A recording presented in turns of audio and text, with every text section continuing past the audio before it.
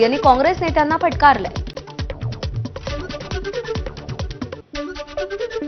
मला असं वाटतं की सायन्स सेंटर ही नाव हे या ठिकाणी महत्त्वाचंच आहे।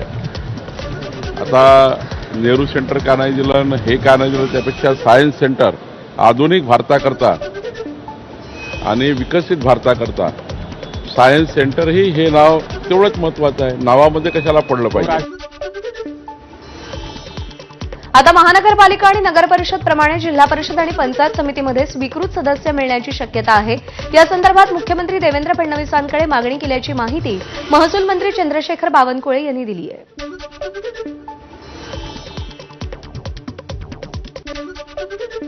मी माननीय मुख्यमंत्र्यांना मागणी केली आहे, जिल्हा परिषद पंचायत समिती अधिनियमामध्ये सुधारणा करायची। जिल्हा परिषदमध्ये 5 स्वीकृत सदस्य असले पाहिजे आणि पंचायत समितीला 2 स्वीकृत सदस्य असले पाहिजे, ज्याला आपण कोऑप म्हणतो।